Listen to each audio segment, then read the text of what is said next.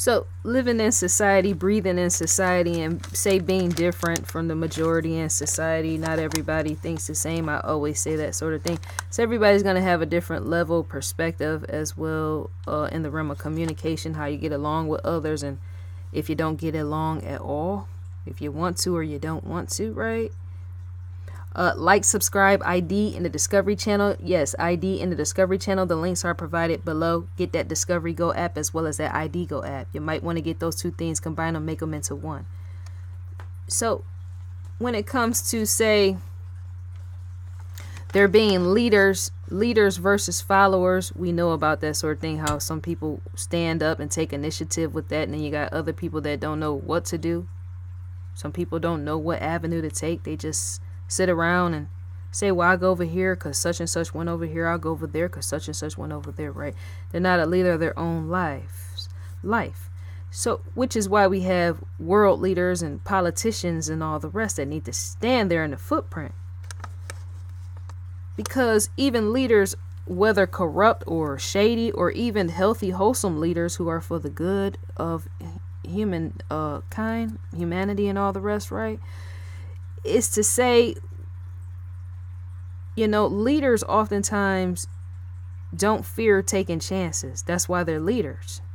They don't fear going against the grain and trying something new out and even presenting something new to other people, whether it's frowned upon at face or taken or not, right?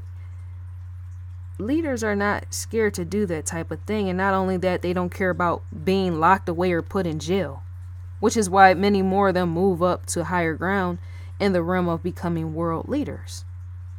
Because to say that you got a voice that can carry on and on long, where the other person or other men and women might in fact die out, them not being able to hold their own and possibly carry other people in the realm of leadership, you being a leader guiding other people as they're dying off and falling and not being able to hold themselves up and make every excuse of why they can't stand there with you, the leader, is to say, well, they're not leader to begin with, and yet once again you are, right? Not everybody can be showed the way. Not everybody can be showed how to change. Not everybody can be showed or even guided.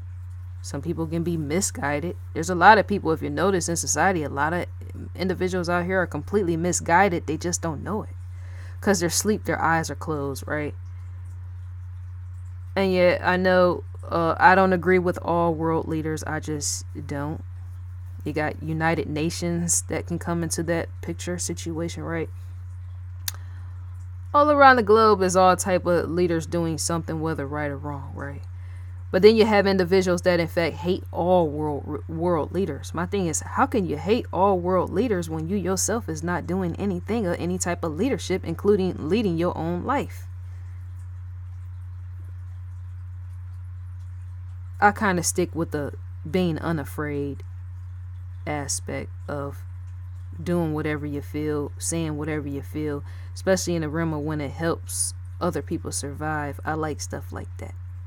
Not everybody does. There's in fact people that hate leaders and have hated leaders just because leaders out here are for the best of humanity.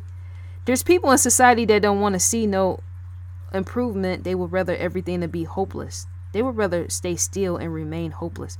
They don't want no improvement, and they don't want you to ever improve with that, as I've been told. Even black people are that way. You got white people, Asians, different mindsets that are programmed that way on their own. They've been programmed themselves. Nobody else did it. No other race or nothing did it. That was something they chose, right? But I've been told, well, if I improve my life, or if we improve the situation or improve the system, we won't have nothing else to cry about or lie about, right? That's a petty failure mindset. Why wouldn't you ever want to improve? Because it's to say there's always something more to do. There's people that want the system to stay stuck the way that it is with no change, because they feel like, well, if we improve everything, then there won't be nothing for us to cry about or beg other people about. So let's just leave it this way. And those people, in fact, hate all type of world leaders. They rather not see any change, because to not have change is to say I can continue to make excuses for all kinds of people. And not only that, for myself more than anything. A loser will go somewhere, stand behind some other losers, and make every excuse of why they can't improve and better their life, right? And they will in fact mess up the situation time and time again so that they can stay stuck in a situation, right? To prevent from being found out that they're a loser, right? And then what they'll do, they'll go blame some other races of people, other nationalities, whatever. They'll go blame them other people when it is in fact them being the problem and not other people. You got what I'm saying with that? Some people with that type of thing have issues internally where they lack self-esteem and self-confidence enough to rise up, and so they play at the cop-out level where, say, once again, they go hang out with other groups or fall behind other groups or whatever, and stand behind those groups and not show their face or nothing else, and then blame other races of people, such as black folks blaming white people or whatever, white people blaming black people. However people choose to do it, they play the game of cop-out instead of facing themselves and showing themselves we're saying, well, look, I need to improve. I might in fact need to improve on my game, and this has nothing to do with other people. It's more so about me. Not everybody can face themselves with that sort of thing, which is where the world leaders come in, because see, you got world leaders out here that would in fact make you face yourself, and they should. That's why they're leaders.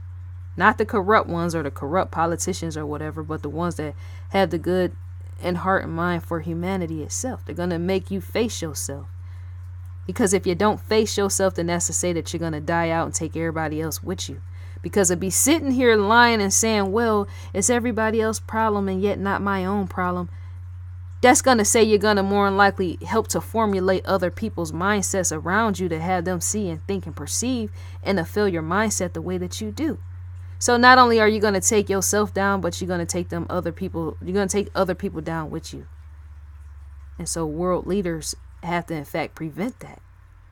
Because once again, leaders and followers, not everybody perceives the world the same as you. And not only that, not everybody can follow their own footsteps, as in they walk around following other people, which once again is why world leaders are there. Because if you can't think for yourself enough to improve yourself, as to say, well, somebody else is going to have to be placed there to show you how. Because that's a problem. Every person, a man, woman, child, children have to be taught that stuff over time up until adulthood, how to think for themselves. But if you don't know how to think for yourself, then maybe you should in fact be guided and directed in that. That's where the global stance, the world leadership aspect come in. You should never want to sit around and not know yourself or how to do certain things. If that's an issue, then reach out to somebody and have them show you the way to do it. Because if not, there could be loss. There could be loss in the clause with that clause. How people don't know how to do stuff, even handle their own business with all type of stuff. They don't know how to do it, and they ain't stepping out saying, why, I need help with this, or I need to know how to do this, I need to know how to do that. And then they just die out. A quick or rather slow death. Die slowly in the process with that, when all it did was taking a phone call to reach out to somebody to be shown. I'm saying there's no shame in that type of thing. Losers have to exist for whatever reason, just as much as winners have to exist. I think somebody might say, well, is the winner more valuable than the loser, or which one is which, right? Who's more valuable? I say that both is needed, because sometimes or oftentimes winners in fact feed off the energy of their losers, right? The losers out here. And yet leaders can show you the right way of doing things. Not completely perfect. Nobody's perfect.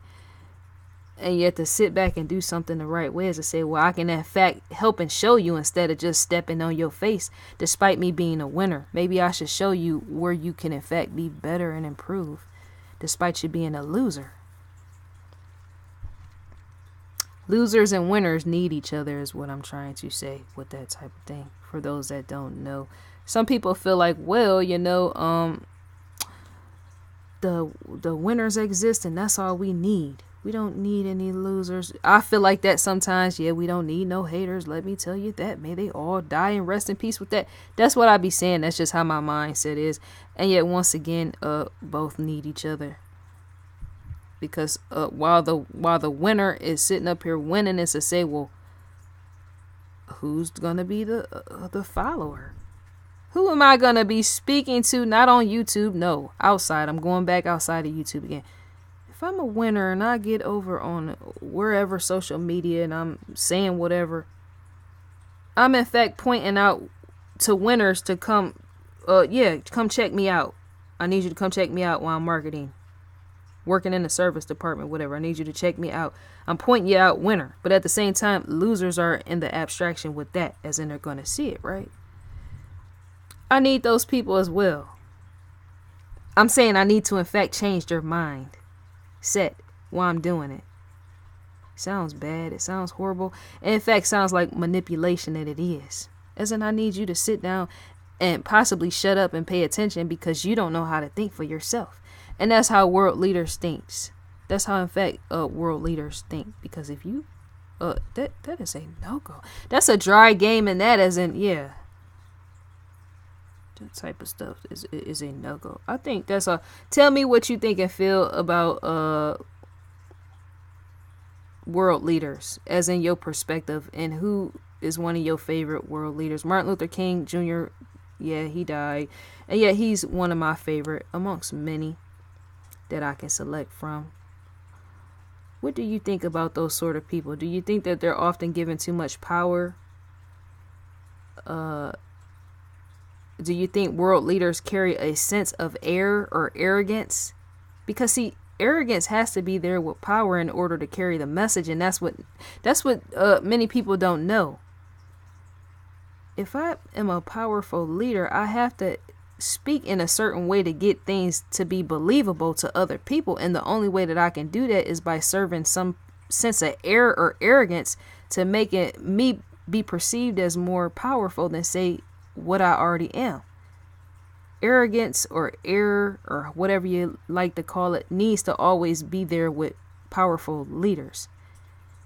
They're not doing that to slap you in the face and say, no, I'm better than you. No, they have to do that in order to carry a message, because there's a trust level in that. To make somebody trust me is to say I gotta feel more confident and strong and bold with my message with that. That's the only way it can be believable. And yet if I stand like this and I talk real down, nobody's going to believe in the message in which I hold, which is why, once again, leaders of all kind come across. They might come across humble, but to many people on the outside looking at them, they might carry an air or arrogance. Even Oprah herself has that to her, right? Her natural arrogance with that, right? Oprah can't speak nowhere with no slumped shoulders and all that, saying what might can happen. No, she has to stand bold because she's a leader. Because if she don't stand bold, then the message is going to be portrayed as halfway and not all the way, which will prevent other people from following her. To carry any type of special message with that, meaningful, is to always be bold with that, despite you being taken as arrogant or full of yourself, or some people might take it as being shallow, right? And so, yeah, it just has to be done that way. So yeah, leave me a comment in the comment section what you feel about that. Your favorite leader, what you feel. Do you think leaders are too arrogant? Are you put off by that sort of thing? Certain type of leaders. What leaders don't you like? Whatever you choose or feel to say in the comment section, you can leave it below, as in greet me in that with that. I think that's all to be said for now, and I'm gone.